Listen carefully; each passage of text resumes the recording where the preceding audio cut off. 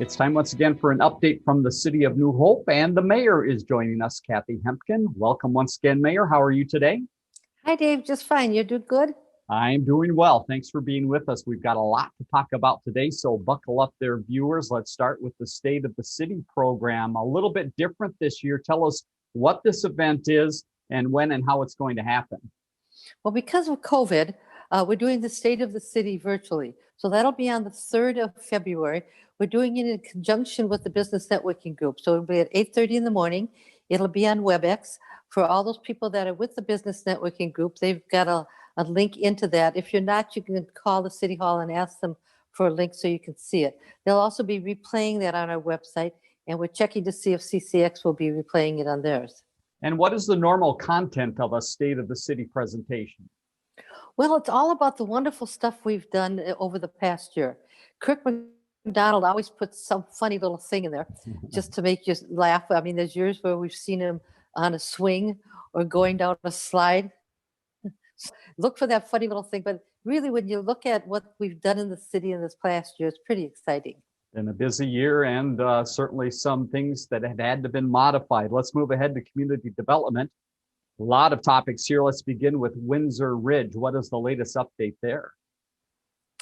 Well, 11 houses have been sold, and the average price is $407,000. There's 12 more that are either being built or that are pending sale. So that's moving right along. It's a beautiful community. And if you haven't been over there to see it, it's right behind the ice arena. And take a drive over there and take a look at it. Now let's hop up near Bass Lake Road and Winnetka and the New Hope Liquor Store. Some changes have happened there. What is the latest on that corner? Well, these are the guys that moved right across the street. And they had all kinds of things going on that they had no control over. But they're in. The store is beautiful. There's some work to be done on the outside. And so that will have to wait till like May or June till they have some time and it's warmer out there. But the store is open and it's just lovely inside. So take a stroll in and look. And with the start of the new year, a lot of people looking for calendars, and you might have a way to help out with something at the Civic Center. What is that? Well, the town planner has just come out. That's the calendar that's put out every year. We have a lot of companies, businesses that are advertising in the town planner, along with the golf course and the ice arena. So look for coupons. It should be mailed out this week. And if you don't get one, you can always go to City Hall and get one. They're free. And it tells you all about the stuff that's going on in the cities, and all the pictures in there are taken from the city. So it's kind of fun to see. Yeah, very nice tool to have. Let's talk about permits. And you've got some numbers for the past couple of years, and most importantly, looking back at last year. And I understand it was a very busy year. It was. We got 77 more permits this year than last year. And we think that's because people are home and they're doing more home improvement projects. So that's always good to see. The one thing that changed this year is they're asking for permits on windows, doors, garage doors being installed. I just want to caution people, if you're hiring somebody to do that, have the contractor pull the permit, because that makes them responsible for proper installation.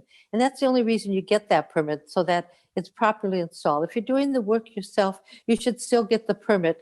It's just so somebody can come out and make sure that you've done it right. But be sure that if it's being done by someone else, you get a permit and they get the permit, not you. Great advice. And again, information about the permit process on the city's website, newhopemn.gov. Let's talk about energy in the city of New Hope and some loans that have helped out some people. How does this program work? Well, CEE is a program that lends money to people to do some home improvements. They did 5 loans in 2020, and now it's the first of the year, and they're ready to do some more. So if you have an interest in that, and you don't know how to get a hold of CEE, you can always call or go onto the website, and there'll be a link there to tell you how to do that. One of the statistics the mayor tries to keep you up to date on is the conversion of single family properties and rental properties. What is the latest count on that conversion? Well, 16 homes went from owner occupied to rental this year, but 15 homes went from rental back to owner occupied. So that pretty much stays the same. They come and go, and they trade back and forth. So we're about even, like usual. Yes, let's move ahead to scattered site housing. And before we get to some of the properties, there's something on the city's website that actually takes a look back at the last year and some of the great work that's been done. So you can go to the city's homepage and go click on Live Housing, Scattered Site Housing Program, and you will find the information and exactly what will the residents see there, Mayor. Well, it's a slideshow showing all the houses since 2019 that we've bought. You'll see the house in its shape before we bought it, and then what it looked like when it got finished. And it's really amazing to see how that upgrades our housing stock. What happens with that is, especially in some of these neighborhoods with smaller houses that are in a little bit of disrepair, when one gets repaired, it seems like the other neighbors want to do that too. Right. So it's been a very successful program for us.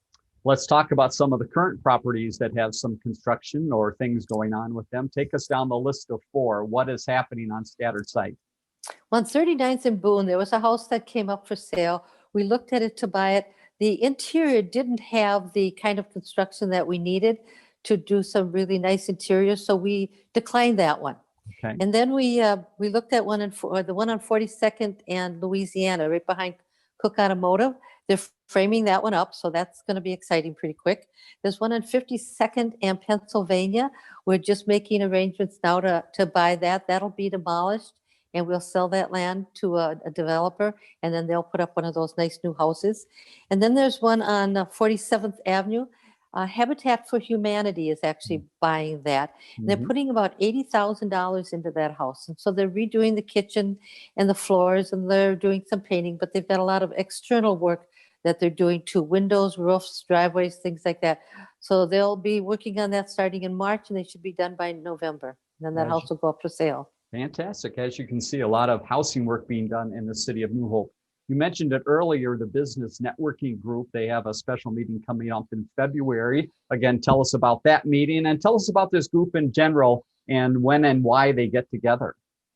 Okay, well, first of all, on February 3rd, they'll do the State of the City, and that's kind of exciting to see what's been happening in that. And that's at 8:30.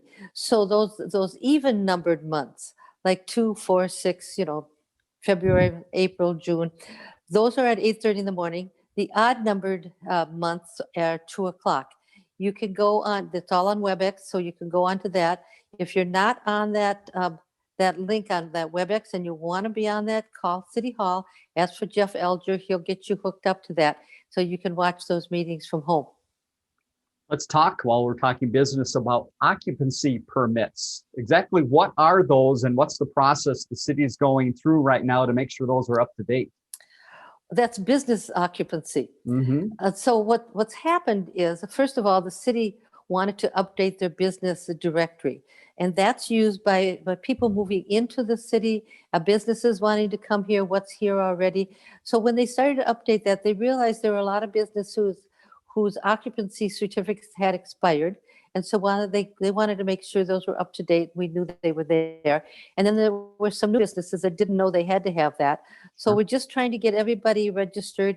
It really is a big bonus for not only residents moving in, but for businesses moving in. So we know who's here. Very good. Go to the city's website again to find out more about the businesses in town. One other business note, the Now Mart gas station now has a different name, but same owners. Yep. So Now Mart is that bright red gas station on Bass Lake Road with the car wash. So the convenience store in the gas station has been taken over by Holiday. So it'll be a Holiday station, but the car wash will continue to operate as it does. It's going to continue to have the same owner of the business. They're just going to have a different name, and it'll be a Holiday. All right, let's move ahead to the police department, give residents a few updates there. The first, we've been talking about the embedded social worker. This is moving right along, and now you have a person in that position? We do. The name is Asha Muhammad, and she's there. She's a Hennepin County employee, but we're sharing the cost with Crystal, New Hope, and Golden Valley. I'm sorry, with Robbinsdale, and she will be at the New Hope Police Station. The idea of that is when police officers go out, they can tell when there's a mental health issue or where a social worker is needed. That social worker won't go out with the police department, but the police department will contact them. That person will then contact the resident and see where they can help. This is instead of that resident trying to find the right person to call, trying to navigate that whole system. This person will be able to navigate that for them and help them get the help they need. One other update from the police department, the body-worn camera program that is moving ahead. Give us the latest there. Well, a sergeant, a captain, and our chief are working on that program. So we're getting half the body cams that we want to get. So there will always be a body cam on an officer on the street. But in the beginning, because it all takes so much time and energy and money to do this, what we're going to do is get these body cams so that when an officer comes in after a shift, he'll just give it to that's going out on the next shift. Okay. Hopefully by next year, we'll be able to have body cams so everybody gets their own. But this all takes a lot of computer space. We have to make arrangements for that. It's not just Sure. a camera that they're wearing. It takes a lot of time and effort to get it going. So we should have that up pretty soon. Very good. Let's move ahead to Public Works. And I understand over the past couple of weeks, there was some water in places that it shouldn't have been. And that means Public Works jumps to action. Tell us how this happened. Well, there's two parts of that. The first one is there were two water main breaks last week. And so they go out, they fix those water main breaks. But if you're wondering what your maintenance department is doing on New Year's Eve, they were helping a contractor fix a water main break on New Year's Eve. Now, I don't know. That's not what I want to do on New Year's Eve. And I'm sure it's not what maintenance wanted to do. But they're there. They respond when they need to respond, and they get those things fixed. So bless their hearts for that. Hats off to that crew. Let's go ahead to Park and Rec and buckle up. A lot happening in this area. The first part is in-person programs starting back up. Tell us what is in place right now. Well, the community gym and the ice arena are now open, but they're only open for practices and instructions. On the 14th of January, they'll be opening for games and scrimmages. They're a little restricted on how many people can be in, so make sure that you check before you go. The other thing that's happening is on Friday nights from 6:30 to 8 and on Saturdays from 4 to 6, you can have open skating, but you have to make a reservation. Again, we can only have so many people in there. You can rent skates. It costs a little bit of money to skate, but it's a nice outing to be there. Make sure you make that reservation to go. Speaking of skating, you're trying to keep up with the ice outside, but that's posing a little bit of a problem this winter season. I love the warmer weather, but that is a problem. So the guys are out there putting water down and hoping it freezes at night. And then during the day, it'll kind of melt a little bit and they have to put some more down. So it's been really hard to get those ice arenas, or those ice rinks in a good solid spot. The other thing I should mention is the warming houses will not be open this year. And that's because of COVID. So bring warm clothes. Mom and Dad, you're going to have your car running to keep those little munchkins warm, but you can get out skating if you want. Sounds good. Let's talk about a couple of the popular programs in the city and get an update on how they're doing. The dance program in gymnastics, how are they moving along? Well, the dance program is going to start up in person, but there are some people that don't want to be there in person. So they're also doing instructions by Zoom, and that's working really well. The gymnastics program is back to being taught, and they're a little down on numbers, but I think that's picking up a little bit. It just takes a while to get some of those things back started. So that's exciting that's happening. Let's move back outside and talk about some activity there. And I understand there's a way to get some snowshoes on and try that out. How do we do that? Well, we still have those activity packs that you can rent. And it's a couple pairs of skis and boots. And then there's some snowshoes and poles and just some other things games you can play outside in the backyard. You rent them for, I think it's $5, and you have them for a couple weeks and then you return them. And so that's been a real popular thing to do. And if people need a little training, it sounds like Three Rivers might have some classes for snowshoeing too. So get out and give that a try. Let's look ahead for Park and Rec. It sounds like staff is very busy thinking spring, summer, and fall even at this point. Well, no, winter, spring, and summer is all. Okay. Let's not push it. We thought that was quite enough. They're starting to do the brochures and looking at programming for those three areas so they can get that in motion brochure online. And of course, it's online now instead of something you get in the mail. So again, the website's there. Go on that website and look at that and see the programs that they're offering. All right, newhopemn.gov, the website. And one that you need to jump to pretty quickly is softball. That is already open. Is that correct? They're getting the protocol ready for the adult softball leagues. So they're sending out the stuff. Of course, they're not playing now, but you kind of forget at how long it takes to get all this stuff together. Right. So they have to send it out. They get the stuff back. They get the permits. They get the umps. All that stuff has to go on. So they're starting to do that now. So spring is just around the corner. I know it is. We'll take it. We'll take it. And Yeah. one of the things in spring will be back is the golf course, but closed right now, but some activity happening out there. And you have a little advice for those that are using the golf course in a little different way. Well, I saw a cross-country skier out there the other day. Okay. So it is open to cross-country skiing. I don't believe there's a charge for that. The only thing we're asking is please don't ski over the greens, because even though there's snow there, the tracks aren't real healthy for those greens. So go around, you know where the greens are. You can kind of tell where they are. Don't ski on them. There's a lot of other places that you can ski that are much better there. But it's a beautiful place to go out. It's Right. nice and quiet and peaceful. Very nice. Back to the ice arena for just a second. We want to mention the walking track, another opportunity for residents of New Hope to get some exercise. How does the walking track work and when? So the walking track is open Monday through Friday. It opens at 8 a.m. So if you're ambitious enough to want to walk around that circle on the north end where I don't know if there'll be any skaters there, but you can walk there.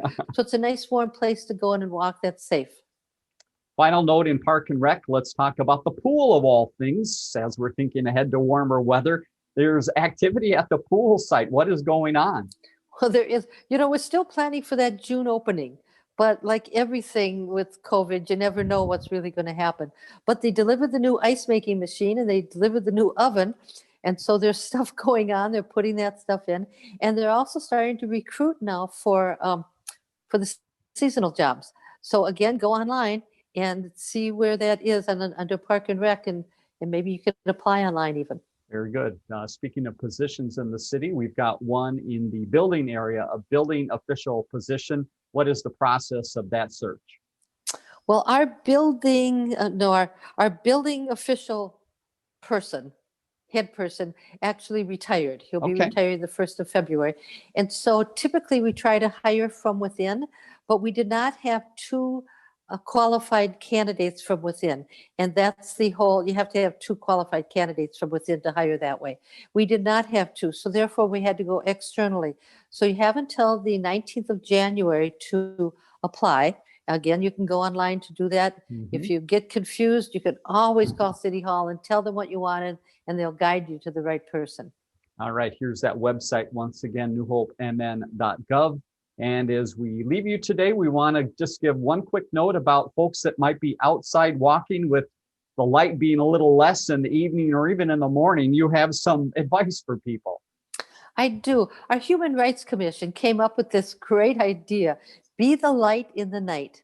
And what they're saying is when the light gets bad, whether it's at 4:30 in the afternoon when it starts to get dark or early in the morning, please wear reflective gear, bring a flashlight, make yourself as visible as you can, because a lot of times people can't see you. You think they can, but they can't. So we want to make sure you don't get hit or get bumped into. So bring a light in the night. Very good. Great advice. Well, Mayor, thanks once again for the time today and bringing us up to date on things happening in New Hope. And we look forward to talking to you again next week. Thanks, Dave. See you then.